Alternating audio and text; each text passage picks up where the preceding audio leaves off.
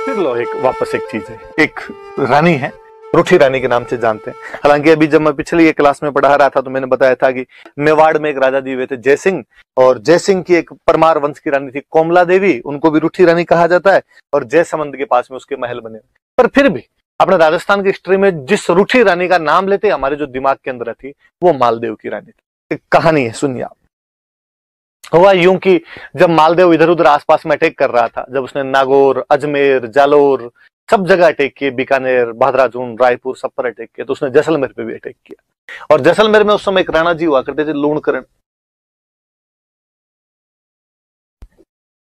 भाटी, भाटी राजा हुआ करते थे, यहाँ पे भाटी वंश हुआ करता था। लूणकरण भाटी पे भी हमला कर दिया। जैसलमेर वाले भाटी को लगा यार पार पड़ेगी नहीं, और कहते हैं उन्होंने जैसे तैसे करके पैसे टक्के देके यहाँ से मालदेव को वापस भेज दिया था। फड़ौदी वाले किले विलेन दे दिए थे, भाई तू चला जा यार, वापस चला जा, ये वाला एरिया लेके हमारी लड़ाई करने की हिम्मत नहीं।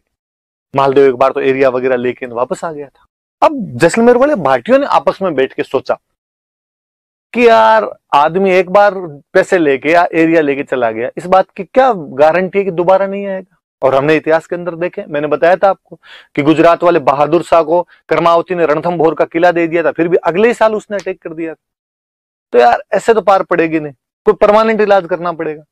क्या परमानेंट इलाज किया जाए? परमानेंट इलाज तो युद्ध किया जाए। किसी ने कहा यार युद्ध करेंगे तो मालदेव अपना परमानेंट इलाज कर देगा, वो शक्तिशाली आदमी। तो क्या किया जाना चाहिए? लूणकरण की बेटी थी एक उमादे, उमादे नाम की राजकुमारी थी, बेहद सुंदर राजकुमारी। दे का मतलब देवी है भाई, अपने राजस्थानी में देवी लिखते थे। कई राजकुमार उससे शादी करना चाहते थे, और किसी ने सलाह दी कि क्यों ना उमादे की शादी मालदेव के साथ कर दी जाए।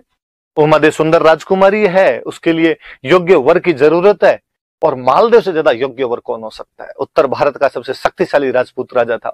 यदि मालदेव के साथ में अपने रिलेशन हो जाएंगे, बेटी को अच्छा घर मिलेगा और अपना जवाई बन जाएगा, फिर तो क्या ही हमला करेगा, अपने लिए आक्रमण भी समाप्त हो, ये भी समाप्त। लूणकरण जी ने हाँ बदली कि भाई ठीक, शादी कर देते हैं। मालदेव के पास में समाचार भेजा गया कि साहब जैसलमेर वाली अपनी राजकुमारी उमादे की शादी आपसे करना चाहते हैं, क्या आप तैयार हैं? मालदेव जी तैयार ही बैठे। मालदेव जी ने कहा साहब पक्का, मैं तो कर लूंगा, सुंदर राजकुमारी से क्यों नहीं शादी करना चाहिए।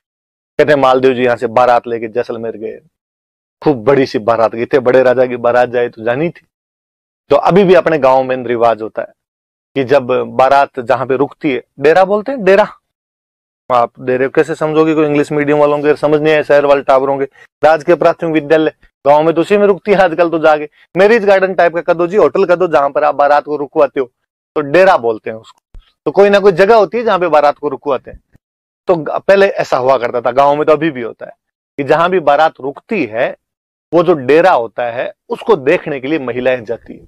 और जब महिलाएं वो डेरा देखने के लिए जाती है, उस समय गीत गाती है, जिस गीत का नाम है जल्ला। सुनना आप घर में मम्मी से पूछना कि जल्ला गीत कब गाया जाता, तो आपको बताएंगे कि जब बारात का डेरा देखने के लिए जाते हैं उस समय गीत गाया जाता है। याद रखना थोड़ा कि बारात का डेरा देखने जाते समय। तो भाई जैसलमेर की सारी महिलाएं जो थी वो बारात का डेरा देखने के लिए चली गई। राजकुमारी उमादे ने जब ये सुनी कि मेरी बारात इतनी बड़ी आई है, इतने हाथी इतने घोड़े आए, तो उसके मन में भी चाहो कि मैं भी मेरे बारात का डेरा देखूं कहां रुकी हुई है, पर दुल्हन घर से बाहर कैसे निकले। उसे लगा क्यों ना मैं जैसलमेर के किले के ऊपर जाके, और वहां से तो सब कुछ दिखेगा, और वहां से मैं डेरा देख लेती हूँ। तो जब जैसलमेर के किले की सीढ़ियां चढ़ रही थी, तभी उसने अचानक एक रूम के अंदर लड़ाई की आवाजें सुनी। उसने कान लगाया तो पता चला कि उसके मम्मी पापा आपस में लड़ रहे थे, और लूणकरण भाटी अपनी पत्नी से कह रहा था, अपनी रानी से कह रहा था कि आज मालदेव जैसे फेरों के लिए आएगा, मैं मालदेव को पकड़ के मार दूंगा।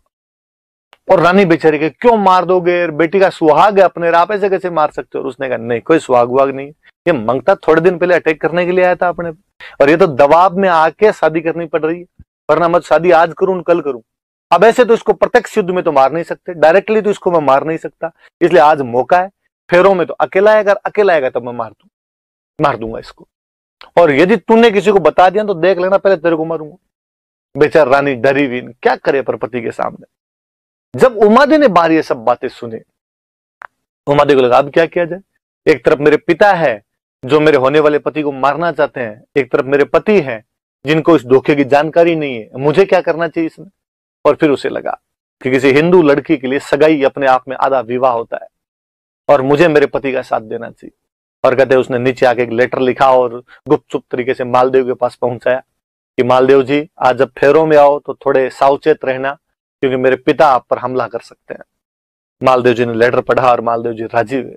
उनका रानी हो तो ये हो कि सगाई हो रखी है, शादी अभी तक हुई नहीं, फिर भी मेरा साथ देने के लिए तैयार है।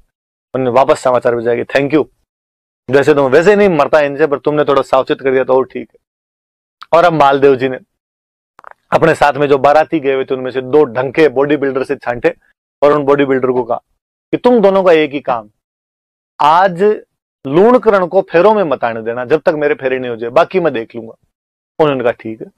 मालदेव जी गए तोरण मारने के लिए, तोरण की सारी रस्में खत्म हुई, मालदेव जी अंदर फेरों के लिए गए, बाकी वाले बाराती महफिल के अंदर जाके बैठे, पार्टी सार्टी चलने लगी। लूणकरण जी भी इधर उधर अब तक तो बिजी थे। लूणकरण जी ने कहा अच्छा, मालदेव अकेला अंदर चला गया, तब लूणकरण जी घर के अंदर जाने लगे।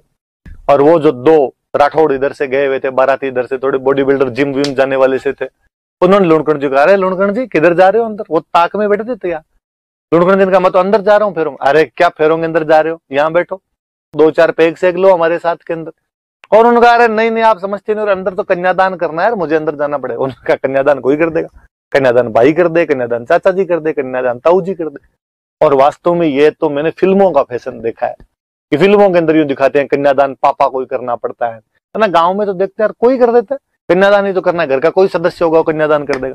फिल्मों वालों ने कई रस्में चला दी, और ना पहले नहीं होता। वो तो मुझे तो हमेशा ये बड़ा अजीब सा लगता है, मैं शहरों में फिल्मों में जब आगे देखता हूँ कि यहाँ पे लड़की की शादी होती है तो भी सब घर वाले सज धज के एकदम तैयार रहते हैं।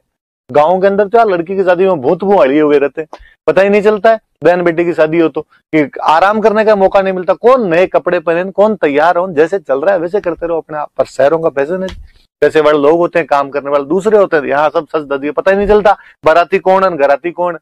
वरना गाँव में तो पता ही चल जाता है अपने आप में कि भाई बारात वाले कौन है, इधर वाले मंडे वाले कौन है अपने आप में।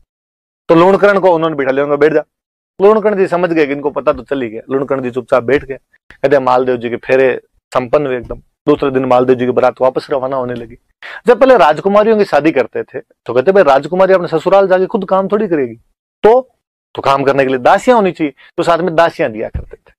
तो कहते हैं उमादे के साथ में एक लड़की भेजी गई। उमादे ने कहा और किसको मेरे साथ में भेजा जाए, एक दासी भेजी गई जिसका नाम था भारमली। भारमली नाम की एक दासी भेजी गई थी, कंक्यूबाइन भेजी गई, दासी थी भारमली, कंक्यूबाइन थी, इसको साथ के अंदर भेजा गया। हुआ यूं, थोड़ी सी फिर एक बात सुनिए आप। कहते हैं कि ये भारमली के मम्मी पापा के बारे में पता ही नहीं था, इसके मम्मी पापा कौन थे कौन नहीं थे। जब ये पैदा हुई थी, पैदा होते इसको फेंक दिया गया था। अभी भी अखबारों में अपने पढ़ते रहते हैं, कन्या शिशु कचरे के ढेर में मिली, कन्या को फेंक दिया गया। आज अपने यदि ऐसी कोई बच्ची मिल जाए तो अपने क्या करें, अपने हॉस्पिटल वालों को देख के आते हैं, अपने पुलिस वालों को बताते हैं इस बारे में। उस टाइम पुलिस कौन, राजा, हॉस्पिटल कौन, राजा। तो बच्ची किसी को मिली तो उन्होंने ले जाके लूणकरण जी को दे दी, और लूणकरण जी ने उसको पाल पोस के बड़ा किया। उमादे के साथ में बड़ी हुई थी, उमादे की खास सहेली थी। और उमादेव ने अपने पापा का, पापा इसको मेरे साथ भेजो ताकि मेरा मन लगा रहे वहां पे। ठीक है भाई, मालदेव जी ने कहा साथ में ले जाओ इसको। कहते हैं भारमली उनके साथ में चली गई। शाम को मालदेव जी की सुहागरात आई। मालदेव जी थोड़ा नशा पता किया ही करते थे, नशा वगैरह लेके वो अपने रूम के अंदर आए, और तब तक उमादे तैयार नहीं हुए, रानी थे, श्रृंगार वगैरह कर रहे थे, सज धज रहे थे। उमादे को समाचार मिला कि साहब राव जी अपने महलों के अंदर आ गए। उमादे को लगा कि मुझे थोड़ा टाइम लगेगा, तो उसने भारमली, दासी थी उसकी पास ही बैठी थी, सहेली थी उसकी, और उसने कहा कि भारमली तू एक बार जाके राव जी, राव मालदेव थे, राव की उपाधि, राव जी को जाकर देगा, मुझे थोड़ा सा टाइम लगेगा। कहते भारमली गई, और भारमली बेहद सुंदर थी खुद भी, और मालदेव जी नशे के अंदर थे। उमादेव को जब इस बात का पता चला कि मेरे पति ने ये गलत काम किया है, उसने मेरा वेट करना ही सही नहीं समझा, और उसने कहा कि ऐसे लिचड़ पति का मुंह तो मैं आज देखूं कल देखूं। उसके बाद उम्र भर उमादे ने मालदेव का मुंह वापस नहीं देखा था। इसलिए उन उमादे को हम किस नाम से जानते हैं, रूठी रानी के नाम से जानते हैं। तो याद रहेगी बात कि रूठी रानी किसे कहा जाता है, तो रूठी रानी उमादेव कहा जाता है। कहां की राजकुमारी थी, तो वो जैसलमेर के भाटी राजा लूणकरण की बेटी थी। कौन सी दासी की वजह से नाराज हो गई थी, तो वो भारमली नामक दासी की वजह से नाराज हो गई थी, और उसने मालदेव का आजीवन बाद में मुंह नहीं देखा था। यहां से चली गई थी, अजमेर के तारागढ़ किले में खूब दिन तक रही थी। कहते हैं शेरशाह सूरी वाला जब अटैक हुआ था तब तारागढ़ खाली करवाया था, तब बाद में जोधपुर के पास में किसी गांव के अंदर आके रहने लग गए थे। कई दिन बाद में एक बेटा गोद ले लिया था, मालदेव का बड़ा ही बड़ा बेटा था राम सिंह, दूसरी किसी रानी से राम सिंह हुआ था, उसको गोद ले लिया था और उसके साथ में गुंदोज रहे थे। बाद में फाइनली केलवा चले गए थे, मेवाड़ में जगह पड़ती है केलवा, वहां चले गए थे। पर कहते हैं कि जब मालदेव जी की मृत्यु हुई थी और जब केलवा में उमादेव थे, वहां पर उनको समाचार मिला कि भाई मालदेव जी की मृत्यु हो गई, तो उमादेव वहां पर उनके साथ में सती होते हैं। मालदेव जी की पगड़ी भेजी गई थी और उस पगड़ी के साथ में सती हो गए थे।